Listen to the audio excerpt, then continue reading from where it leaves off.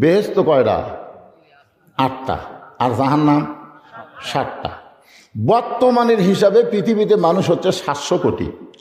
বর্তমানে গোটা পৃথিবীতে মানুষ কত কোটি?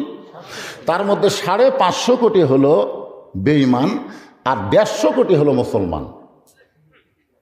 আপনি ইহুদি বলেন, হিন্দু বলেন, খ্রিস্টান বলেন, এরা কি ঈমান না বেঈমান?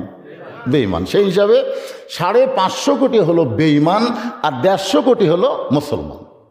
বেহেশত হলো 8টা, দোজখ হলো 7টা।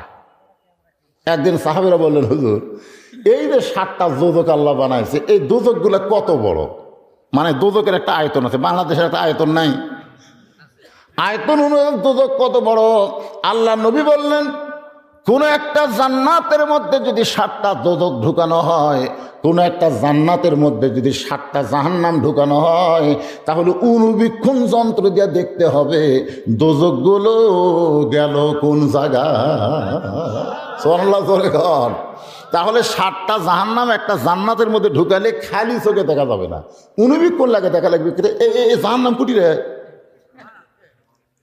মানে জান্নাতের তুলনায় জাহান্নাম এত ছোট, সেই জাহান্নামের জন্য 550 কোটি।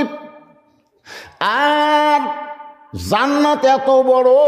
ফেরেশতা জিবরাইল বললেন, আল্লাহ আপনি বান্দার জন্য যে জান্নাত বানাইছেন, আমি একটু জান্নাত দেখবার চাই। আল্লাহ বলেন, যাও দেখে আসো। আলোর চাইতেও কোটি কোটি গুণ বেশি গতি হলো জিবরাইলের। আলোর চাইতেও কোটি কোটি গুণ গতি নিয়ে এই দুনিয়ার 1 মাস পর্যন্ত জান্নাত দেখলেন।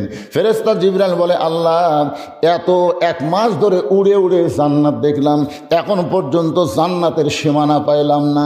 আল্লাহ বলে, জিবরাইল জান্নাত যদি হয় 16 আনা, তুমি সবে মাত্র দেখছো তার 1 আনা।